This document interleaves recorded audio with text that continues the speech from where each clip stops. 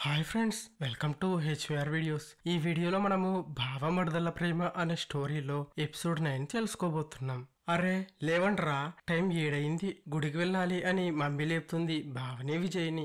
నేను అక్క అప్పటికే లేచి రెడీ అయిపోయాం. విజయ్ లేవలేక లేచి ఏంటి పిన్ని పొద్దున్నే అంటూ లేచాడు. రోహిత్ని లేపరా అంది మమ్మీ. ఎంత లేపినా భావం లేకట్లేదు అని. మమ్మీ నేను లేపుతా భావని, కాఫీ ఇవ్వు అన్నాను నేను. నువ్వే కలుపు, నేను కలిపితే వాడికి నచ్చదు అంది మా అమ్మ.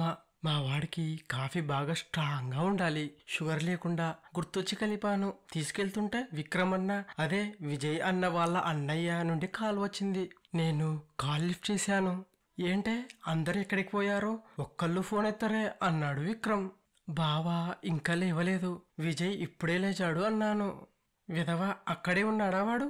సరే రోహిత్ని వాడిని స్టేషన్కి రమ్మను, నేను వచ్చేసా అన్నాడు. అదేంటన్నా రేపు వస్తా అన్నావు కదా అన్నాను నేను. పోనీ తిరిగి వెళ్ళి మళ్ళీ రానా, నోరు మూసుకొని వాళ్ళని త్వరగా పంపవే అన్నాడు విక్రమ్ అన్న.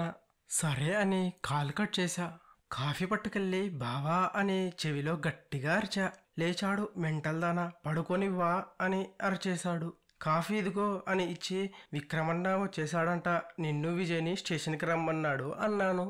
అంతే, ఒక్క సిప్లో మొత్తం వేడివేడి కాఫీ తాగి 5 మినిట్స్లో ఫ్రెష్ అయ్యి వచ్చేశాడు. బావా విజయ్ని వాష్రూమ్లో నుంచి రమ్మని అరిస్తే నీళ్లు దిమ్మర పోసుకుని వచ్చేశాడు వాడు. ఇద్దరు పరుగు డాడీ దగ్గర కారు కీస్ తీసుకొని. మా బావకి విక్రమన్నకి ఒకరంటే ఒకరు ప్రాణం. వాళ్ళ మధ్య ఏ సీక్రెట్ ఉండదు. వారిద్దరి టేస్ట్లు ఇంచుమించు ఒకటే. బైక్ దగ్గర నుంచి ఫుడ్ వరకు సేమ్, క్లాత్ కూడా సేమ్ బ్రాండ్.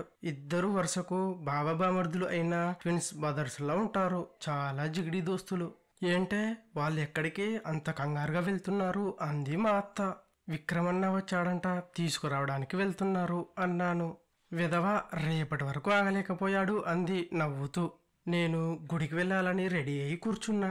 వాళ్ళు వెళ్ళి గంట పైన అయింది, ఇంకా రారే. టైం అయింది గుడికి అనుకుంటున్నానో లేదో, వచ్చారు ముగ్గురు. పరిగెత్తుకుంటూ వెళ్ళాను. ఏంటి మూడో కోతి మిస్ అయిందని ఫీల్ అవుతున్నా, నిన్నటి నుంచి దిగేసింది అన్నాను నవ్వుతూ విక్రమన్నని చూసి. నాకేం బ్యాలెన్స్ ఉంచావు రాయడానికి అన్నాడు విక్రమ్ నవ్వుతూ. చెప్పేశాయా అప్పుడే కోతులు అన్నాను. ఈలోగా డాడీ వచ్చారు. ఏరా రోహిత్ వస్తే గాని ఇల్లు గుర్తురాదారా మీకు అన్నారు. లేదు బాబాయ్, బిజినెస్ పని మీద కొంచెం బిజీ ఉన్నా అంతే అన్నాడు విక్రమ్ అన్న. అబ్బా అలాగా, వీడొస్తే బిజీ పనులేముండవా అయితే అన్నారు డాడీ. వాళ్ళు ముగ్గురు సైలెంట్ అయి నవ్వుకున్నారు. సరే రెడీ అవ్వండి, త్వరగా గుడికి వెళ్దాం అన్నారు డాడీ. ఈలోగా మమ్మీ వచ్చి రేయ్ ముందొచ్చి టిఫిన్ చేయండి అంది. తినేసాం బయట అన్నాడు విక్రమ్ అన్న. ఏరా ఇంట్లో చేశానని తెలిసి ఎందుకు తిన్నారా బయట అంది కోపంగా మా అమ్మ. వీడి వల్లే అని విజయ్ని ఇరికించేసి బావ విక్రమ్ పైకి వెళ్ళిపోయారు. బయట తిన్నారా అని మా మమ్మీ కర్రీగాన్ని చితక్కొట్టేసింది. తరువాత అందరం కలిసి గుడికి వెళ్ళాం. నేను నా మనసులో థ్యాంక్స్ దేవుడా, బావని సేఫ్ గా తీసుకొచ్చావు. నేను అడగకుండానే చాలా ఇచ్చావు నాకు. ఈ సంతోషం ఎప్పుడు ఇలాగే ఉండనివ్వు ప్లీజ్. ఎప్పటికీ మా బావని నా నుండి విడదీయకుండా నువ్వే చూడు స్వామి.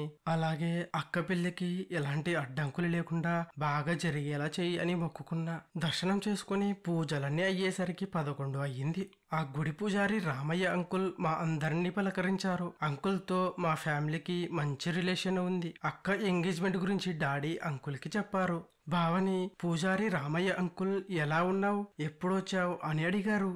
రోహిత్ నువ్వు వస్తే కానీ ఈ 2 మొండి ఘటాలు గుడికి రావు అన్నారు రామయ్య అంకుల్ విక్రమ్ని విజయ్ని ఉద్దేశించి. నేను గుడి బయటికి వెళ్ళాను. ఇంతలో సుకన్య ఆంటీ కనిపించింది. సుకన్య ఆంటీకి ఒకటే కూతురు, పేరు వీణ. ఆంటీ వాళ్ళ ఆయన వీణ చిన్నప్పుడే వాళ్ళని వదిలేసి వెళ్ళిపోయాడు. రోడ్డున పడిన వాళ్ళని గుడి పూజారి రామయ్య అంకుల్ వాళ్ళను తీసుకొచ్చి గుడి కాంపౌండ్ లో చిన్న గదిలో ఉండమని, గుడిని చూసుకొని నీట్ గా ఉంచే బాధ్యత ఇచ్చారు. గుడిని నీట్గా ఉంచేది ఆ ఆంటీనే. పూజారి రామయ్య అంకుల్ ఫ్యామిలీనే. ఆంటీ వీణ బాగోగులు చూస్తూ వీణని చదివిస్తున్నారు. ఎలా ఉన్నారు ఆంటీ అని అడిగాను. బాగున్న వయసు, బావ వచ్చాడు కదా ఫుల్ హ్యాపీయా అని అంది నవ్వుతూ. ఆ దేవుడి దయ వల్ల అంతా హ్యాపీ ఆంటీ. వీణ ఏది అని అడిగాను. వీణకి బాగోలేదమ్మా, రేపు హాస్పిటల్లో జాయిన్ చేయాలి అంది. అయ్యో ఏమైందంటే వీణకి అని అడిగాను. నీకు తెలీదారా అంది ఆంటీ. లేదు ఆంటీ చెప్పు ఏమైందో అన్నాను కంగారుగా. వీణకి హార్ట్లో ప్రాబ్లం ఉంది, వెంటనే ఆపరేషన్ చేయాలంట, 7 లక్షలు ఖర్చు అవుతుందట. బుధవారం ఆపరేషన్ రా, 7 లక్షలు కడితే కాని ఆపరేషన్ చేయనంటున్నారు. మీ డాడీ, మామయ్య, రామయ్య అంకుల్ తెలిసిన వారు కొంతమంది కలిసి 5 లక్షలు సర్దారు, ఇంకో 2 లక్షలు కట్టాలి, రేపే జాయిన్ చేయాలి అన్నారు హాస్పిటల్లో అంది బాధగా. అయ్యో అవునా అంటే ఇంట్లో కూడా ఎవరు నాకు ఏం చెప్పలేదు అన్నాను. పర్లేదులేరా, అక్క పెళ్లి కదా, ఆ హడావిడిలో ఉండుంటారు ఇంట్లో వాళ్ళు అంది ఆంటీ. ఇప్పుడు ఎలా ఆంటీ మరి అన్నాను. నాకు దేవుడి మీద నమ్మకం ఉందిరా, ఇప్పటి వరకు కాపాడాడు, ఇక మీదట కూడా కాపాడుతాడు, నా బిడ్డని ఆయనే చూసుకుంటాడు అని అంది ఆంటీ. ఆంటీ ఒకసారి వీణని చూద్దాం అన్నాను. తీసుకెళ్ళింది ఆంటీ. అప్పటికే వీణ పడుకుంది. ఆంటీ లేపబోయింది. వద్దు ఆంటీ పడుకోనివ్వు అన్నాను. బెడ్ మీద తన పక్కన కూర్చున్నాను. చాలా బాధేసింది తనని అలా చూడటం. కష్టాలు వీళ్ళకే ఎందుకు రావాలి అనుకున్నాను. వీణ నేను గుడికి వచ్చినప్పుడల్లా వైశ్వక అంటూ నాతోనే తిరిగేది. ఇప్పుడు తన పరిస్థితి చూసేసరికి కన్నీళ్ళొచ్చేసాయి నాకు. దేవుడా నువ్వే ఎలా అయినా తనని కాపాడాలి అనుకున్న మనసులో. ఏడవకుర వైషు, దేవుడు తప్పకుండా వచ్చి సాయం చేస్తాడు అంది ఆంటీ చాలా ధైర్యంగా. ఆంటీ ధైర్యం చూసి నాకు సంతోషం, ఆశ్చర్యం వేసింది. ఇంతలో అక్క వచ్చి బయట నుంచి పిలిచింది. బయలుదేరుతున్నాం రమ్మని. ఉంటాను అని ఆంటీని కౌగిలించుకొని వచ్చేసాను బయటికి. అక్కకు తెలియదు ఈ మేటర్ చెప్దాం అనుకునేసరికి అక్కకి కార్తిక్ గారు కాల్ చేశారు. ఆయనతో మాట్లాడుతుంది. అందరం ఇంటికెళ్ళాం. అందరం కలిసి భోజనం చేశాం. అందరూ జోకులు వేసుకుంటూ నవ్వుకుంటూ తింటున్నారు. నాకు మాత్రం తినబుద్ధి కావట్లేదు. కళ్ళల్లో వినయే కనబడుతుంది. దేవుడా నువ్వే ఏదో ఒక ఐడియా ఇవ్వు అనుకుంటూ రూమ్ లోపలికి వెళ్ళాను. షెల్ఫ్ ఓపెన్ చేసి నా వాలెట్ చూశాను. పాకెట్ మనీ 12,000 రూపాయలు మాత్రమే ఉన్నాయి. సరిపోవు ఎట్లా అని ఆలోచిస్తున్నా. ఈలోగా బావ వచ్చాడు. వాలెట్ లోపల పెట్టేశాను. ఏమైంది అంత డల్ గా ఉన్నావు వచ్చినప్పటి నుంచి అన్నాడు. చెప్దామనుకున్నా వద్దులే అని. ఏం లేదు బావా అన్నాను. సరే ఈ రూమ్ ఖాళీ చేయి, నేను విక్రమ్ విజయ్ ఉంటాం అన్నాడు. సరే అన్నాను. పర్లేదా అన్నాడు. బట్టలు తీసుకుని బయటకు వెళ్తుంటే బావా వైషు అని పిలిచాడు. వెనక్కి తిరిగాను. నిజంగా బాగానే ఉన్నావా అన్నాడు. హా బావా ఏ డౌట్ అన్నాను. సరే వెళ్ళు అన్నాడు. మొత్తం రూమ్ సర్దేశాం. ఈవినింగ్ 5 అయ్యింది. విజయ్ విక్రమ్ లంచ్ అవ్వగానే బయటకు వెళ్లారు. బావా నేను బెడ్షీట్స్ మారుస్తున్నాం. ఇంత కష్టపడి వేసిన విజయ్ గాడు నైట్ కి ఖరాబ్ చేసేస్తాడు అన్నాడు బావ. కిందికి తోసేవాణ్ణి అన్నాను. ఇంతలో విజయ్ గాడి ఫోన్ బావకి. లిఫ్ట్ చేసి మాట్లాడి వస్తున్నా అని పెట్టేశాడు. త్వరగా సర్దు టైం అయింది అన్నాడు బావ. ఎక్కడికి అని అడిగాను నేను. హెడ్ మీద ఒక్కటిచ్చాడు. గుర్తొచ్చింది రేసు ఉంది కదా అని. వస్తావా విజయ్ స్వీటీని తీసుకొస్తున్నాడు, నీకు కూడా టైం పాస్ అవుతుంది అన్నాడు. రానా అన్నాను. వస్తే బాగుంటుంది. ఇంట్లో ఏం చేస్తావు, మీ అక్క ఫోన్ వదలదు, పైగా మేం ముగ్గురం ఇంట్లో లేకపోతే మమ్మీ వాళ్ళకి డౌట్ వస్తుంది, నువ్వు ఉంటే ఏదో ఒకటి కవర్ చేయొచ్చు అన్నాడు. అయితే నా గురించి కాదు నువ్వు ఇరుక్కోకుండా ప్లాన్ అన్నమాట అన్నాను. ఏదో ఒకటి అనుకో, నువ్వు వస్తే రా అన్నాడు. సరే వస్తాను కానీ బావ నువ్వు జాగ్రత్త, నాకు చాలా కంగారు ఉంది అన్నాను. ఏమి అవ్వదులే, ఇదేమైనా కొత్త, 7 years నుంచి చేస్తుంది కదా అన్నాడు రెడీ అవుతూ. అయినా సరే జాగ్రత్త అన్నాను. హా రాక్షసి త్వరగా పోయి రెడీ అవ్వు, మమ్మీ వాళ్ళతో ఏం చెప్పకు, ఏదో కొనటానికి షాప్ కి వెళ్తున్నామని చెప్పు అన్నాడు. ఓకే అని వెళ్ళి రెడీ అయ్యాను. జీన్స్ టీషర్ట్ జాకెట్ షూ వేసుకుని బయటకు వచ్చాను. మమ్మీ ఎదురొచ్చి ఏంటే ఎక్కడికి మంచి ట్రిమ్ గా తయారయ్యావు అంది. షాపింగ్ కి వెళ్తున్నా బావతో అన్నాను. ఎందుకు ఇప్పుడే, అక్క ఎంగేజ్మెంట్ కి తీసుకోవడానికి రేపు వెళ్తాం కదా, అయినా ఇప్పుడేం కొంటావే అంది. అబ్బా బావ ఏదో తీసుకోవాలంట వెళ్తున్నాన్మా అని వెళ్ళిపోయాను తను చెప్పింది వినకుండా. అప్పటికే బావ బైక్ మీద రెడీగా ఉన్నాడు. ఒసే ఏంటే లేటు, త్వరగా ఎక్కు అన్నాడు. ఎక్కాను. స్టార్ట్ అయ్యాం. నువ్వే పెద్ద రేజర్లా తయారయ్యావేంటే అన్నాడు బావ డ్రైవ్ చేస్తూ. ఏ చీర కట్టుకుని రమ్మంటావా అన్నాను వెటకారంగా. వద్దులేవే ఏదో మామూలుగా అడిగాను అన్నాడు. మా ఊరు హైవే పక్కకి వెళ్ళాం. అదే మా వాళ్ళ మీటింగ్ స్పాట్. అందరూ అక్కడే ఉన్నారు. స్వీటీ కూడా వచ్చింది. ఏరా దీన్ని తీసుకుని వచ్చావు అన్నాడు విక్రమన్న. అమ్మకి డౌట్ వస్తుందిరా మనం ఇంట్లో లేకపోతే, ఇది ఉంటే ఏదో ఒకటి కవర్ చేయొచ్చు అన్నాడు మా బావ. విజయ్ నాకు బావకు స్వీటీని పరిచయం చేశాడు. స్వీటీ బావతో అన్నయ్య అంటూ కలిసిపోయింది. నేను విజయ్ దగ్గరకు వెళ్ళి నీ బేబీకి ట్రైనింగ్ బాగానే ఇచ్చావరా అన్నాను చెవిలో. ఆపవే నువ్వు అన్నాడు ఆడు. మా బావ అడిగాడు విక్రమ్ ని, ట్రాకా లేదా క్లోజ్డ్ సర్క్యూటా అని. ట్రాక్రా 10K రేస్ అన్నాడు విక్రమ్. మన సర్క్యూట్ ఏదిరా అని అడిగాడు బావ. పోలీసు వాళ్ళకి తెలిసిపోయిందిరా, ఆ స్పాట్ తీసేశారు ఎప్పుడో. ఇప్పుడు కూడా మన మీద కన్నేశారు, అందుకే ట్రాకే కంటిన్యూ చేస్తున్నాం అన్నాడు విక్రమ్. ఎక్కడా అయితే అన్నాడు బావ. హైవే మీదరా అన్నాడు విక్రమ్. హైవే మీద పోలీసు వారు ఉంటారు కదరా, చెక్ చేశావా అని అడిగాడు మా బావ. హా బావా, మన వాళ్ళు మార్నింగ్ నుంచి అబ్జర్వ్ చేస్తున్నారు, అంతా క్లియర్. కానీ పవన్ హోటల్ జంక్షన్ దగ్గర కొంచెం జాగ్రత్తరా, అక్కడ ఒక పోలీసు ఉంటాడు అప్పుడప్పుడు, సో అక్కడ స్లో అవ్వాలరా నువ్వు. సరే బ్లూటూత్ ఉందిగా అన్నాడు విజయ్ మధ్యలో వచ్చి. హా ఉందిలేరా అన్నాడు మా బావ. హైవే అనగానే నాకు కంగారు వచ్చేసింది. బావా వద్దు, నడు ఇంటికెళ్ళిపోదాం అన్నాను. కారణం మా హైవే చాలా డేంజరస్ స్పాట్, పిచ్చ ట్రాఫిక్ ఉంటుంది, పైగా మధ్యలో 2 బ్రిడ్జిలు, స్పీడ్ కంట్రోల్ కాకపోతే ఇక అంతే. అదే నా బాధ. నువ్వు ఆపవే అన్నాడు విజయ్. అందుకే బావా దీన్ని తీసుకురాకు అనేది అన్నాడు బావతో. నువ్వు ఉండు అని వాణ్ణి ఆపి, కంగారు లేదే, పెద్ద ఏం ఉండదు అన్నాడు బావ నన్ను బుజ్జగిస్తూ.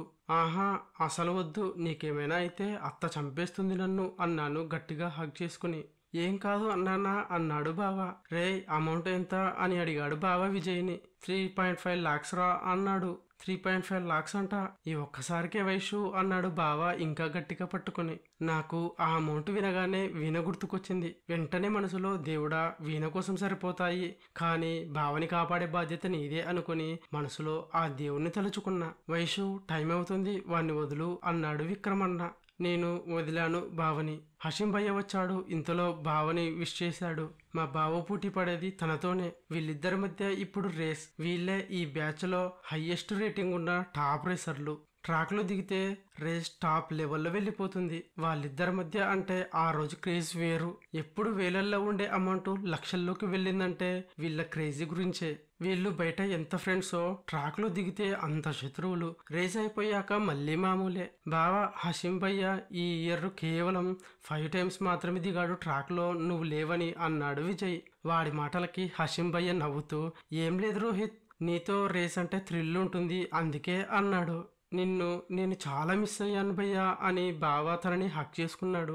హై వైషు, ఏంటి మీ బావకి చీర్ చేయడానికి వచ్చావా అన్నాడు హషీం భయ్య నవ్వుతూ నన్ను. లేదు భయ్యా భయంతో వచ్చాను అన్నాడు. అందరి నవ్వు. సరే టైం అయింది అన్నాడు విక్రమ్. హైవే దగ్గరికి వెళ్ళాం. నాకు లోపల టెన్షన్ పెరిగిపోయింది. ట్రాఫిక్ చాలా ఉంది. వీడి రేస్ కంప్లీట్ అయ్యేసరికి నా గుండె ఆగిపోయిద్దేమో అని బావ దగ్గరికి వెళ్ళి నేను వస్తా నీతో అన్నాను. పక్కనే డ్రింక్ తాగుతున్న విజయ్ గాడు ఒక్కసారిగా ఊసేశాడు బయటికి దడుచుకుని. వద్దు వైషు రెస్క్యూ అన్నాడు బావ. విక్రమ్ వచ్చి, ఏ పిచ్చిదానా, దొంగ పోలీస్ ఆట అనుకున్నావా, పోయి పక్కకెళ్ళి ఆడుకో అన్నాడు.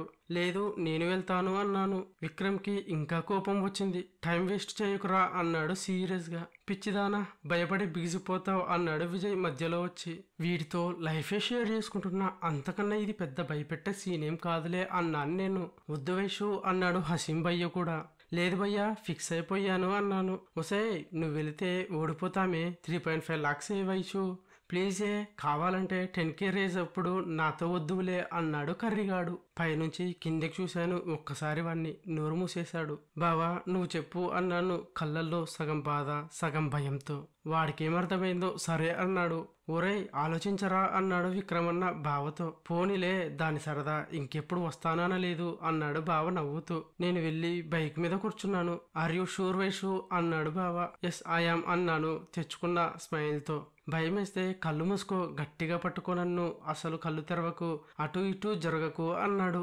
సరే అన్నాను నేను పైకి. లోపల మాత్రం ఆ దేవుణ్ణి తలుచుకుంటూ. ఎక్కడికే పెళ్లికెళ్ళినట్టు వెళ్తున్నావో, పెట్టుకో హెల్మెట్, పడితే బుర్ర పగులుద్ది, కుదురుగా కూర్చో అని వాడి స్వీటీ హెల్మెట్ ఇచ్చాడు విజయన్న. నీ వల్ల ఇవల్ల ఓడిపోయామో, నీకు ఇంటికెళ్ళాక దర్వే అని బెదిరించాడు విక్రమన్న. విక్రించా నేను వాడిని. హెల్మెట్ పెట్టుకున్నాం, నమ్మకం ఉంది కదా నా మీద అన్నాడు బావ. హా అని పైకి అని నీ మీద ఎవడికి, దేవుడిపై తప్ప అనుకున్నా. రేస్ స్టార్ట్ చేశారు.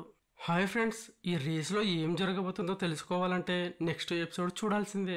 హాయ్ ఫ్రెండ్స్, మీకు ఈ స్టోరీ నచ్చితే లైక్ చేసి ఈ స్టోరీ గురించి మీ అభిప్రాయాన్ని కామెంట్ బాక్స్లో కామెంట్ చేయండి. మరిన్ని లేటెస్ట్ వీడియోస్ కోసం మా ఛానల్ని సబ్స్క్రైబ్ చేసుకొని ఫాలో అవ్వండి.